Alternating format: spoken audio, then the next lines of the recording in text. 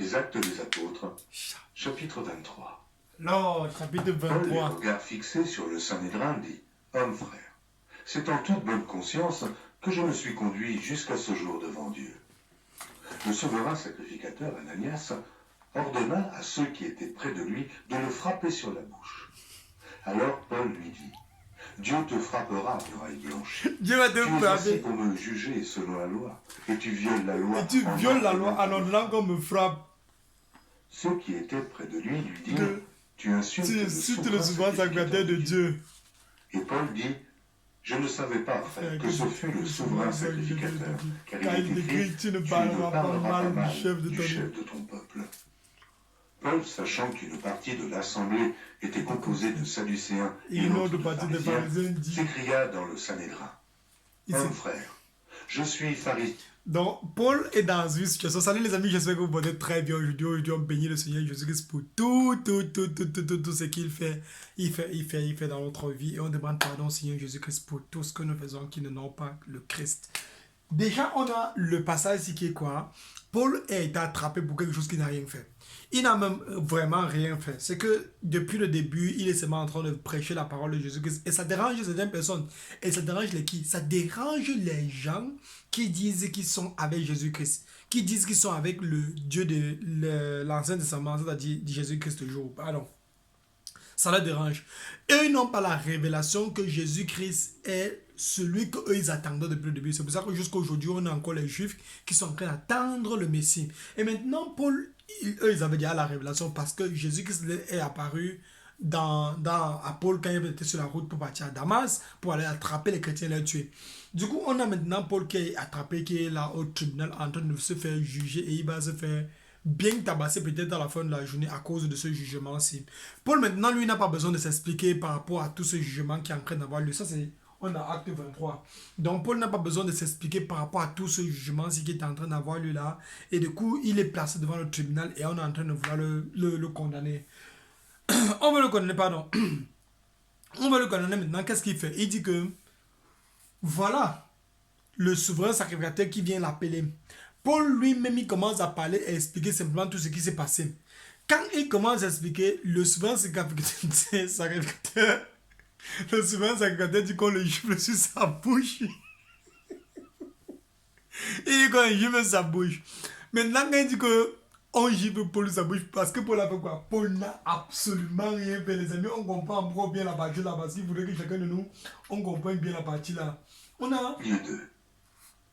Donc, Paul n'a rien fait. Les Actes des Apôtres, chapitre 23.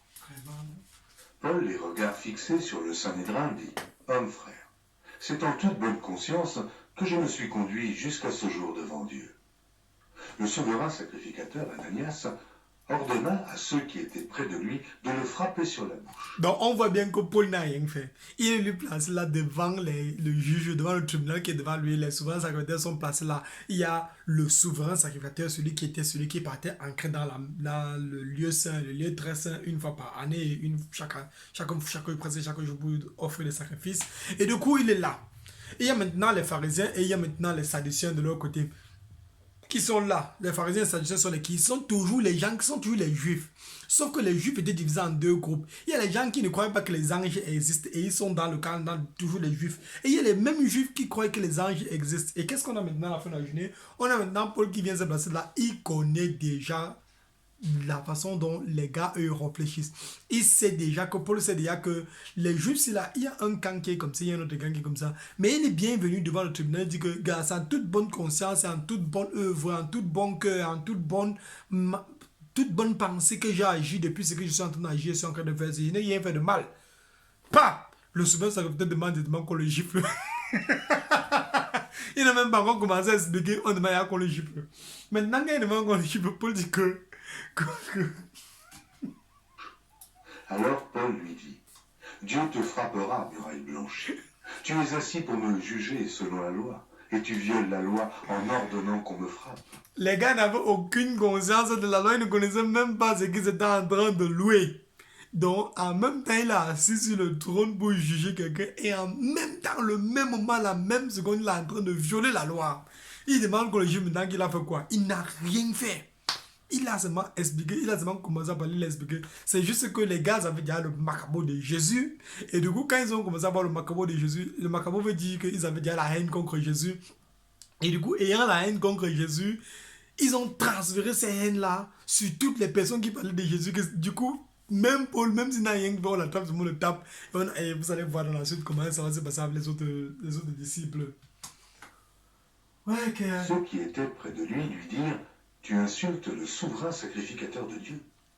Et Paul dit, je ne savais pas, frère, que ce fut le souverain sacrificateur. Maintenant, la suite de l'histoire. S'écria dans le Sanhédrin, était composé de Sadducéens. Voilà la partie. Paul, sachant qu'une partie de l'assemblée était composée de Sadducéens et l'autre de pharisiens, s'écria dans le Sanhédrin, Homme frère, je suis pharisien, fils de pharisien. C'est à cause de l'espérance et de la résurrection des morts que je suis mis en jugement. Voilà Paul qui ancre maintenant ici, il est dans le tribunal. Les amis, quand on t'amène quelque part et que tu sais que tu n'as rien fait, laisse Jésus-Christ diriger seulement le cours de la chose, tu vas voir comment la chose va se passer. Paul est ancré dans le tribunal, les gars, et maintenant, un côté des parties, il sait déjà que l'assemblée qui est là est divisée en deux groupes. Et moi, je vous assure que je n'ai vraiment pas compris la partie spirituelle de cet enseignement-ci. Pourquoi est-ce qu'il a fait ça? Je n'ai jamais compris ça. Mais jusqu'aujourd'hui, je prie mon Seigneur de me donner la force et je vous explique ce que je connais, du moins en fonction des autres écritures. Il sait qu'il y a une partie qui est ici, là, et il y a une autre partie qui est ici. Il prend donc le débat Cristiano et Messi. Ça veut dire quoi? Le débat qu'on sait qu'il y a les joueurs de Messi qui vont toujours dire que Messi c'est le meilleur joueur. Même si Messi n'a rien marqué, ils vont caler que Messi c'est le meilleur joueur. Et il y a des joueurs qui vont dire que c'est Ronaldo le meilleur joueur. Du coup, Paul maintenant, il sait déjà qu'une partie de l'assemblée, ce sont les pharisiens, et l'autre partie sont les sadduciens. Et qu'est-ce qu'on dit dans le passé? On dit que quoi? Oh, les pharisiens, les sadduciens disent, les sadduciens disent qu'il n'y a point de résurrection et qu'il n'existe ni ange ni esprit. Tandis que les pharisiens affirment les deux choses. Donc les pharisiens sont en train de dire qu'il y a les anges et il y a les esprits. Et les sadduciens disent qu'il n'y a pas les anges et il n'y a pas les esprits. Paul maintenant lui vient dire qu'il est pharisien. Quand il lui dit cela, il s'éleva une discussion entre les pharisiens et les sadducéens. Il ouvre sa bouche, il crie au milieu de l'assemblée que les gars, comme vous voyez là, non, je suis pharisien. Dès qu'il a seulement dit ça, ça ne m'a pas gâté une fois tout. Les gars ont commencé à crier. Et le débat, ce qui était tellement bizarre, c'est que le débat, on va écouter, vous allez voir. Et l'assemblée se divisa. Car les sadducéens disent qu'il n'y a point de résurrection et qu'il n'existe ni ange, ni esprit, tandis que les pharisiens affirment les deux choses. Il y eut une grande clameur, et quelques scribes du parti des pharisiens s'étant levés, engagèrent un vif débat et dirent « Nous ne trouvons aucun mal en cet homme. Peut-être un esprit ou un ange lui a-t-il parlé ?»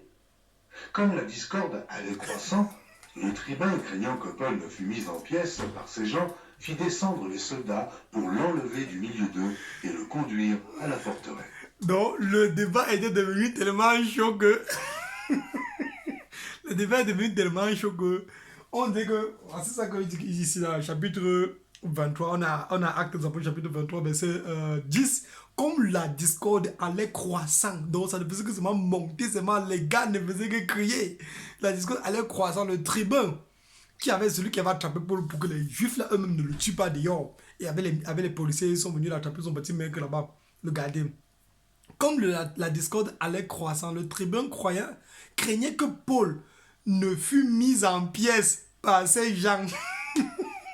Fit descendre des soldats pour l'enlever du milieu d'eux et le conduit à la forteresse. Donc du coup, le gars est venu récupérer Paul avec les policiers là-bas. Là, gars, on va découper Paul en morceaux là-bas parce que le genre qu'il a lancé le débat et que les gars sont tellement violents dans leur débat. Et on sait que les gars dans l'ancien testament, c'était sous la loi.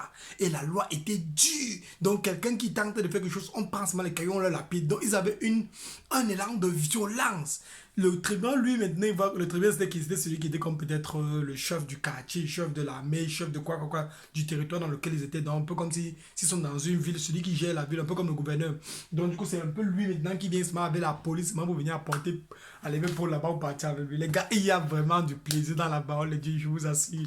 La Bible, non, ça donne vraiment beaucoup de joie quand tu lis la parole de Dieu. Ça donne vraiment beaucoup de joie. Je vous excite à lire la parole de Dieu, à lire la parole de Dieu, à lire la parole de Dieu. On ne se rassasie vraiment jamais. Regardez par exemple ici, je ne sais pas si c'est facile à voir. J'ai déjà lu le bloc ci, j'ai déjà lu le bloc ci, j'ai déjà lu le bloc ci. Tous les blocs qui sont pliés comme ça, j'ai déjà tout lu ça. Mais le problème c'est que ça ne suffit pas. Le plus tu lis, le plus tu réalises que c'est comme si... Attends, la lumière la dérange, voilà. Le plus tu lis, le plus tu réalises que...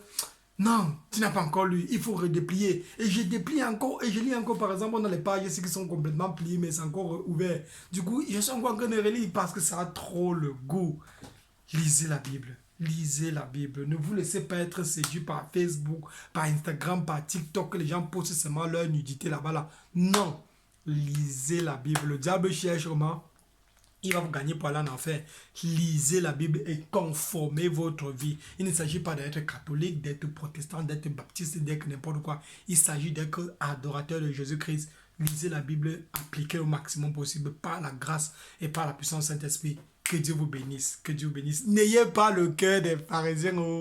Ne découpez pas les gens en morceaux. Ciao, ciao.